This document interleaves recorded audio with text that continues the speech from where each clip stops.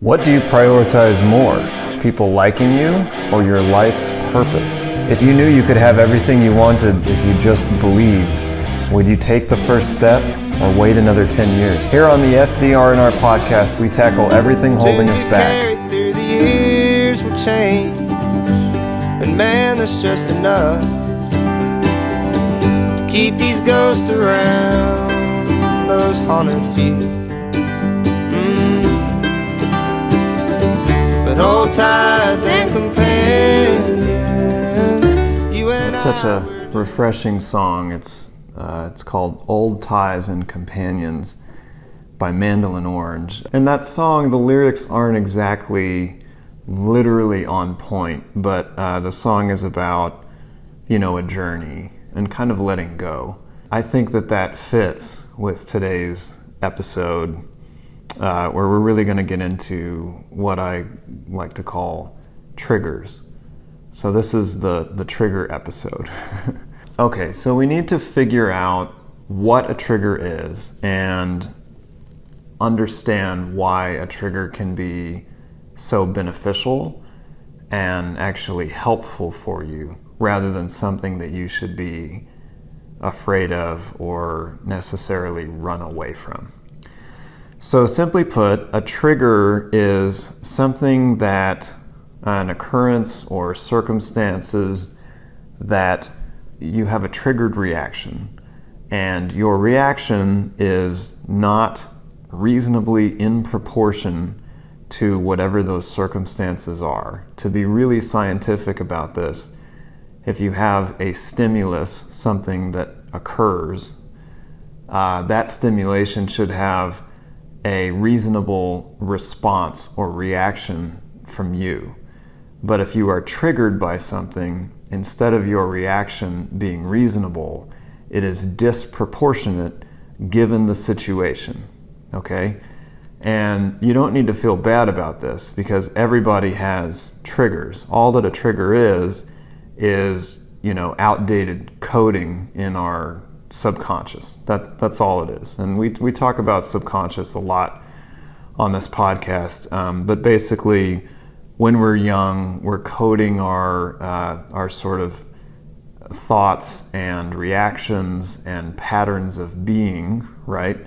What we're taught, from our environment, from our parents, from society at large, maybe even, television for some of us 80s babies like myself. But regardless of where that coding came from, that is the coding that we're faced with. So we had an example earlier about when I first drove a car when I was 15 years old, and everything was new to me, and it was very difficult. It took a lot of my attention to come up with these new coded, habitualized patterns to, shift the shifter and look at the mirrors, to know my environment around me and what cars were around me, to, move the steering wheel appropriately or at what velocity or, turn radius, the amount that I could know that my car could handle in terms of traction, going into a turn fast or something like that, and operating the pedals. When you first do that, it's very difficult because it's new. You've never done it before. But when you do this, for 20 years, it's very easy, right? And it's easy because you have these habitualized patterns that you can rely on. And it's even easy for me to get into another car that I've never driven before, when I rent a car, right? So, we all have these patterns, and we should. Patterns are very helpful for us, in life, and it helps to make things simple, and our brain doesn't have to work so damn hard at every new moment. The problem with these patterns and these habitualized ways of being is that at times we come up with patterns and habits and sort of coping mechanisms that make sense when they're created, but then when you're presented with a similar situation decades later, it no longer makes any sense, okay? So now your pattern response is disproportionate to the stimulus. It's disproportionate to the circumstances. You look ridiculous. And you shouldn't feel ashamed, again, but you might look silly. So a good thing to think about with triggers is that there's this thing that mammals do, and I'm going to give a couple of quick examples. So elephants, right? So that in training elephants, it's really quite absurd, but they chain their legs when they're young to a weight that is, heavier than them. So they can't move this weight and they're stuck there. But the elephant always assumes for the rest of their lives that chain is chained to a weight that is too heavy for them. So when they're adult elephants, they might, I don't know what an elephant weighs, but it's a lot, right? You can chain them to like this tiny thing that weighs, 10 or 20 pounds, not multiple tons. And they will still assume that they can't escape the chains. So think about that, because we do that mentally with a lot of things. We still assume that the old rules are still chains that bind us, but they're not. Another example is the pigeon example. So what pigeons will do is when they're begging for, bread, they will repeat exactly the movement that they were doing when they first got this piece of bread. So if they're raising their right wing, for example, no pun intended, when they got a piece of bread, they will forevermore, when they want bread, they will raise their right wing. And I know it sounds totally ridiculous, but they believe that because it was one way this one time, it's the same way all the other times.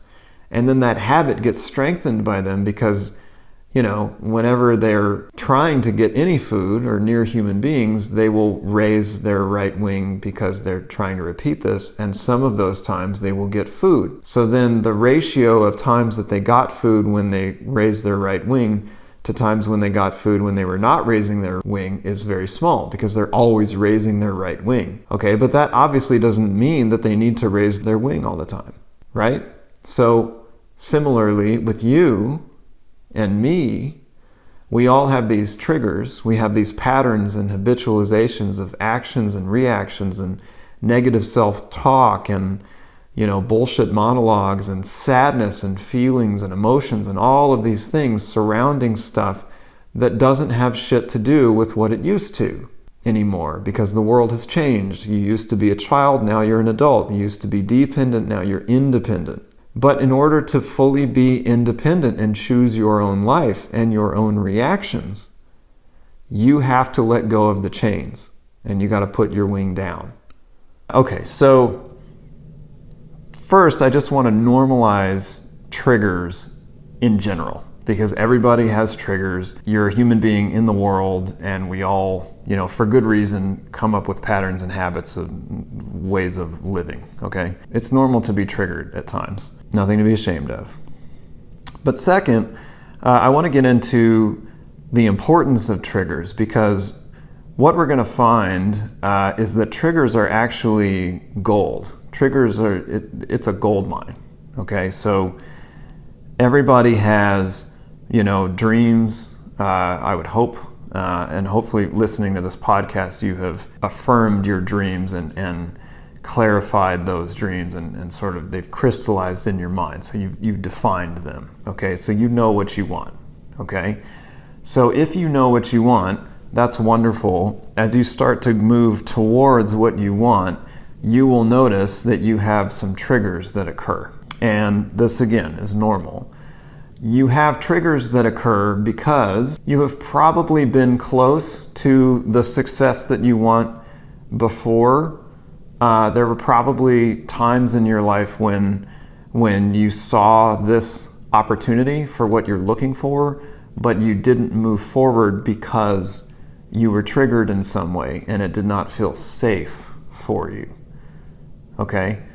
So that trigger stopped you because you went through the bullshit loop of behavior, and at that point you were unable to complete the task at hand and meet the success that you're going for. Okay? So I think we've defined what a trigger is, and we've defined how a trigger can prevent you from reaching the success that you're looking for. So we understand what a trigger is. What a trigger does is a trigger sucks the life out of you. Okay? So when you're moving towards your own success, you need a lot of energy. Like, it takes gas, okay, to go after your success. And if you have a triggered response, that means that a lot of your gas is going to be spent on this triggered response, okay? Like, there's no easy way to put it, but if you're overreacting to something that is, and doesn't warrant an overreaction by default, you are wasting energy. And energy is crucial. Everybody has relatively the same amount of energy in their lives. And I've had a lot of people, and I don't mean to toot my own horn, but I've had a lot of people ask me, how are you so productive? How are you a lawyer, practicing lawyer, a law firm business owner, an entrepreneur, a musician, a podcast host, and a business coach, like all of these things. It seems like a lot. I don't have any more time than anyone else, Everything's pretty much the same, right? So the way that I'm more productive is I don't waste the energy that I have on triggered reactions. And in fact, whenever I notice that I have a disproportionate reaction and a loud amount of energy in reaction to something, I'm excited about that.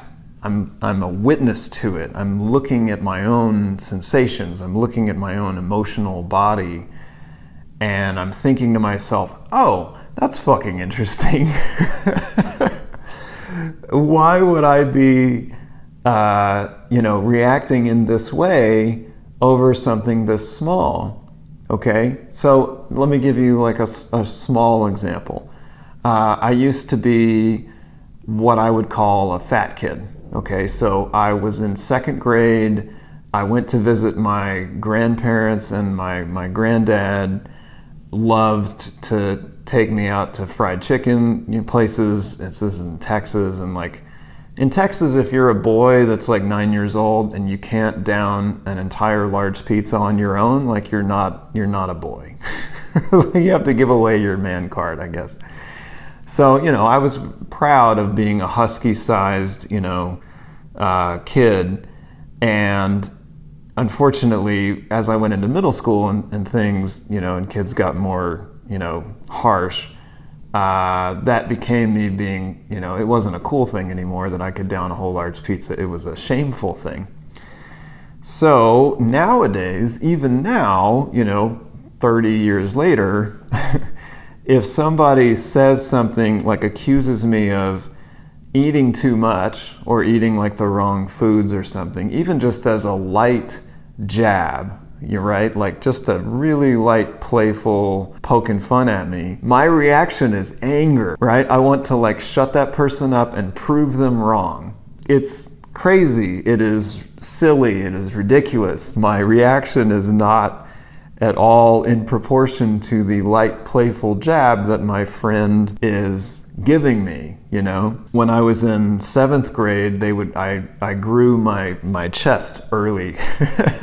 That was kind of, puberty sort of started in my chest, which I assume would be wonderful for girls, but for a boy, they started to call me tits. I was very sad about that. I felt very ashamed that I had like a big barrel chest or something. So I have this, my way of coping with that, I guess, back then was to have this big reaction, and maybe that reaction was warranted back then, when you're surrounded by bullies and your looks are your value to society or something. As a middle school boy, I was embarrassed. It was hard for me to go like put on a swimsuit, and not have a shirt, go to like a pool party, right?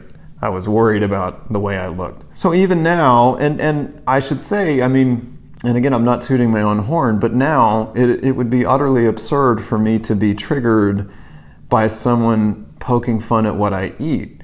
And actually, this happened. I was talking with this guy that does these DEXA scans, which is like a special body fat scan that I get regularly so that I know exactly how much body fat I have. So he said something like, you shouldn't eat all those pizzas, because I'd gained a couple pounds of fat over like 10 weeks. And I was pissed. I was pissed at the guy for saying that, and I am an adult, a man that has a six-pack, like I have very low body fat percentage, so there's no need for me to react. And obviously the guy was just poking fun.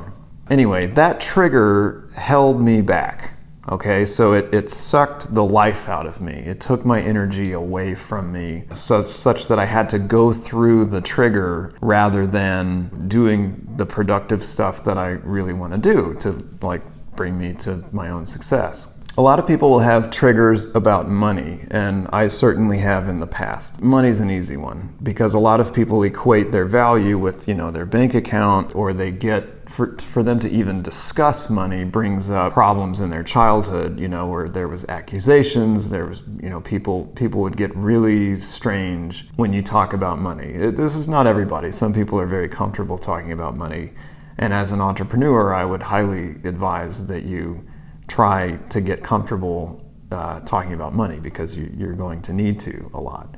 However, a lot of people, disclosing how much income they make, is a very frightening thing. To talk openly about that will make people very uncomfortable. A lot of people have a trigger about their own self-worth or abandonment issues. We talked in an earlier podcast how, and again, I'm not dogging my parents, I think they did a great job, and most people have some problems with their parents, and it doesn't matter to me the job that they did, but I still have some abandonment issues. So if I'm hanging out with somebody, especially like a partner who says, hey babe, I'm gonna go spend some time with a friend on Friday night. I know we had plans, but my friend's in town from UK. The reasonable reaction would be, yeah, that's great. Like, have a good time, love you. I'll see you the next day.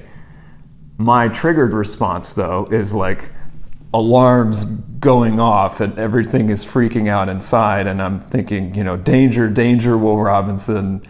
Everything must stop. You might be being abandoned now. And when I was a child, if I was abandoned, it meant death. Okay? And this is really fucking important. Because as a kid, the coding that you set down to you, it all means you either do this or you fucking die. And I don't mean to be dramatic. This is not hyperbole here. That's the real deal.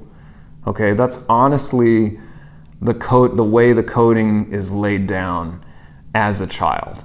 Because if you do get abandoned as a child, you can't take care of yourself, or if you could, you'd be a rare case, and you probably can't take care of yourself nearly as well as your parents and caretakers can. So to break these rules, to change the coding, still in the back of our mind, subconsciously means death.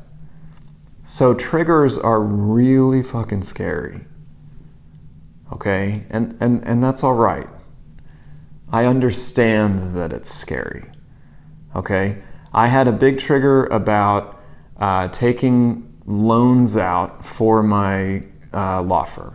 This was 2018, I was going through a divorce. It was this real strain on the finances, and I ended up taking some money out of a line of credit that I almost forgot that I had for a short period of time, but it was terrifying for me. It was like a terror barrier. It was like a no-no. It was a rule that I could never break, right? And that had come across from my folks who said, were entrepreneurs themselves. And they said that, any business owner that has to take money out of a credit line or something to run the business, they're failing as a business owner, and they have no business. It's shameful. They should shut the business down and leave. And I was really thinking of doing that. It was an actual I highly considered, maybe I can't cut it as a law firm owner. Maybe I should go work for someone else and, make half the money that I make or something and, work twice as much. Maybe that's more reasonable. Like, can you see as a third party looking into my subconscious, can you see how fucking ridiculous I was being? Seriously. And I say this with love, for myself and for you. I think that we need to watch our own triggers with compassion, right, and understanding. So that the first step is not accusations.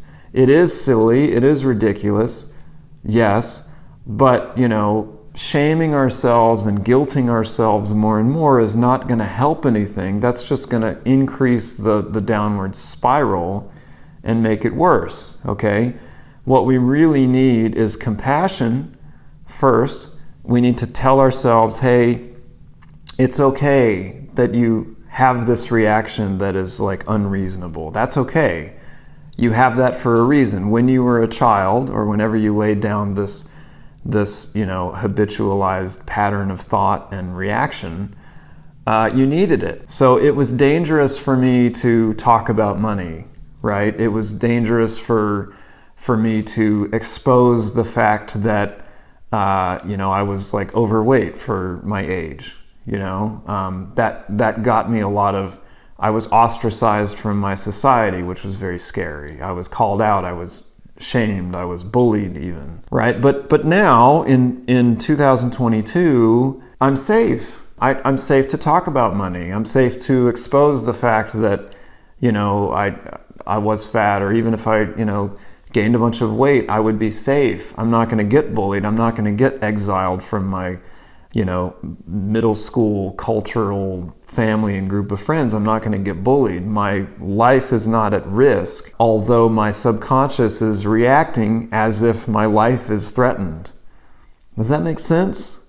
So triggers are there to save us, and I think we need to see it with compassion in order to replace that coding with some coding that makes more sense for the current environment, the current conditions. I do want to make a note that triggers in relationships are a really big deal, and they're especially common in, intimate relationships because you're closer to this person. You have a relationship with, everybody you interact with to some extent, right?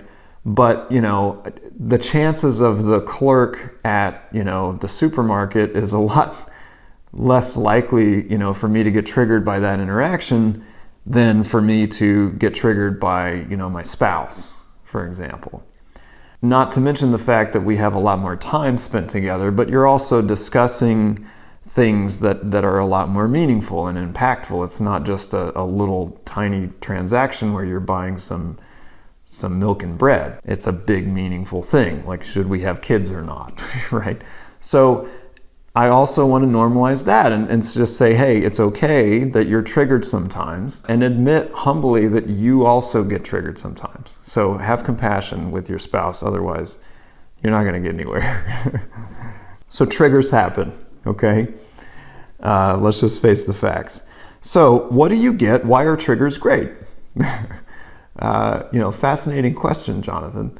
What do you get when you find a trigger? Finding triggers is like the coolest fucking thing that I've ever found. I love it when I find a trigger. Why do I love it when I find a trigger? Because that means that it's pure gold. There's all of this energy. There's this world of freedom. All of these magical things that I have been depriving myself of and going with the triggered response. Okay, and it also means that whatever this triggered response that I'm finding is likely holding me back from, meeting my success that I really want. And it's keeping me from being intimately close to my lover. It's keeping me from feeling safe. It's taking away my peace of mind, which I guard and, hold as a high priority.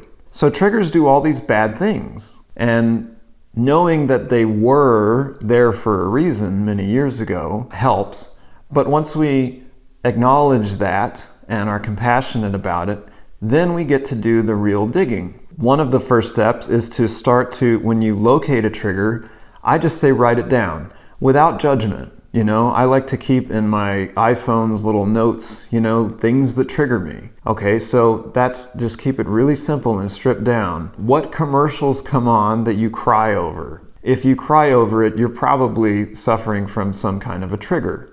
For me, this is kind of a funny story, but I would watch Disney movies with my, 2-year-old, and they would make me tear up. It's something about these stories, and I didn't understand it at the time, but it triggered me. So I started to write it down. And then you'll start to see patterns in your list of things that trigger you, okay? By seeing the patterns, you start to understand the coding that you have embedded into your subconscious. And once you see that, you can replace it with correct coding, okay? And whenever that trigger arises in your body, in your heart, in your emotions, in your subconscious, in your actions and interactions with the people you love, you get the opportunity to not suffer from that trigger any longer. You still can, right? It's always available coding to you, right? You can always go down that road if you choose, but now you have the independent freedom of choice for your life. Now you are in control. Now you're not suffering from the old botched coding anymore. Now you're not going through the motions like a zombie in life. Now you are choosing how you want to live. And you have the opportunity to come at this situation with love and freedom and perspective and presence. Okay, so you can feel this moment, you can be present in this moment, you can think whatever you want. And I find it very helpful to tell your partner, I love you, I am feeling triggered right now, not your fault, it's my own. I'm responsible for my own triggers. That's like a rule that we all have. I am responsible, say it with me, I am responsible for my own triggers, okay? And that's a lovely thing. I would not want my partner to be responsible for my triggers because, she wouldn't know what to do with them. And I probably wouldn't follow her lead even if she did, So you can take your triggers, you can analyze them, you can lay them all out, and you can see the old coding. And then you can replace it. And like we talked about in the prior episode, you get the opportunity to react in the way that you want. You no longer have to have the reaction that sucks the life out of you, where you go down this road of a big disproportionate reaction. And let me tell you, when you have disproportionate, ridiculous reactions, people don't like that. Obviously, it's not pleasant for you. Obviously, it fucks up your peace of mind and your life, and you're not free. You're just going through the motions, right? You're just doing these things that you believe you have to do so that you don't die. But for the people around you, they didn't have shit to do with that. They don't even know that it's a trigger. And if they haven't known you very long and you don't have a lot of trust, between you in that relationship, they might think that this is how you always are. And that would suck because you're way cooler than this. You're a lot cooler than your triggered self, right? So you want to present to people your best, highest, version of yourself, not the triggered one, right? So in order to do that, we need the opportunities to see when we're triggered, rewrite that coding, and get over it. This kind of has to do with traumas. And I guess that feels obvious in saying, but I think it's important to spell it out. Your reaction to a trauma or your habitualized patterns of thought and reaction, it might be, negative self-talk, it could be a myriad of things, but whatever it is, understand. And I find it helpful to actually write this down. When I was 6 years old, and this is not me, but this is a lot of people's triggers. When I was 6 years old, I saw my mother ask my father about, making rent that month. And my father got really inflamed and angry, threw his plate on the ground and it shattered. and he yelled really loudly and he walked out. So after that experience, I made a coded law that I will never bring up money to anyone that I love, so that my caretakers will not lose their shit and risk me dying because my caretaker is no longer there with me, okay? Like, can you see how a child would think it through this way? I mean, it's terrifying, right? This child's provider has just been triggered himself over something that is not at all within the child's control or even influence. And he has abandoned that family, at least for a while. And the child has no idea when he's coming back or if he's coming back. The child is kind of like my dog whenever I go to work. Like, she goes apeshit. She thinks that I'm leaving her forever because I think our rescue dog has some issues. Like, she gets triggered by this, you know? Unfortunately, I can't recode my dog's triggers and subconscious, but you can as a human being. So map that out. You know, what was the traumatic experience that did that? Why did you come up with that old outdated coding in your brain? You know, what was the coding and why did you come up with it? You'll probably find that it was very reasonable for you to come up with that coding. And again, meet that with compassion.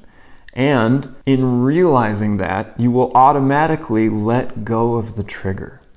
Okay? I hope that makes sense, genuinely. Because if you let go of the trigger, now people can talk about money and making rent, your weight, or what you ate, or you know, whatever it is, and you are safe around that discussion. You will not need to overreact to be safe. In fact, your overreaction is the only thing that might be less safe. So if you meet that with love and compassion and understanding, and if you're humble about it and you expose the trigger to your partner or whoever it is that, is in this environment that is triggering you, then you can humbly say, hey, listen, I have found a trigger and I'm happy about that because that means I'm spending a lot of energy and mindset and peace of mind on stuff that doesn't matter anymore. And once I figure this out, once I dig deep, you have to dig deep or you're not going to root it out. But once I root this shit out and write down what the new coding should be, you can replace that coding with anytime someone brings up money, I will know that I am safe, that I can safely provide for myself, and that my life is not at any risk. And I can comfortably talk about that money because I am an adult, And you can repeat that as a mantra and recode it into your subconscious. And then whenever anyone brings up money, your alarm bells don't ring. You might hear something in the background noise, just like a TV in the other room, but you don't have to go listen to it. You know what that is. You know where that road ends. It's the ghosts of your past. I have to tell you that if you don't root out your triggers actively, then the older you get, by definition, the more experiences you will have and the more outdated coding you will make for yourself. So the older you get, the less life you will experience. Let me repeat that because this is important. If you don't root out your own triggers and recode them, the older you get, the less life you will be present for, the less you will live. I have met many older people, even people, younger, like in their 40s, and they are just zombies. All of their life is a reaction. Everything triggers them. Their only way to sort of function is do a job that is always the same and go home and eat a bunch of shit and numb out, in front of a screen or alcohol or drugs or whatever. Choose your poison, but it's all from the same thing. They're doing that because it's all they can do to stop the noise. It's all they can do to stop the pain, right? Because they go through that pain is their triggers, And I have compassion and love for them. And I can also feel that within myself. If I'm in a difficult spot, which I often am on the journey to my own success, and so will you be, I am tempted, right? And it's almost like a biblical thing, I think. You know, I think the story of the temptations, I think, is fitting for this. But I am tempted to, you know, numb out and watch TV or overeat or whatever it is, so that I don't have to deal with these triggers because they're scary, they're terrifying, they're really, really obnoxious. But the alternative to that is quite simple, and it just takes intention. All I have to do is look at my triggers, be excited when I find them, tell my partner who is triggering me or, you know, involved in the environment that is triggering me. I don't want to give, you know, her responsibility because I'm responsible for my own triggers. I like to root it out, figure out why I laid that law down, recode the law because it's no longer necessary, and then I have this breath of fresh air. Then I have the ability to live my own life with my own chosen, intentional actions and reactions to the world around me. And I can be so productive. I can do all of these things that I want to do because I'm not a victim to my own triggers. All right, guys, that's all for this week. Keep rocking. If you enjoyed this podcast and you want to hear more, check us out on JonathanSparksMusic.com, JONATHAN SparksMusic.com. Please like and subscribe. Tell a friend to tell a friend. We love you guys. We'll talk soon.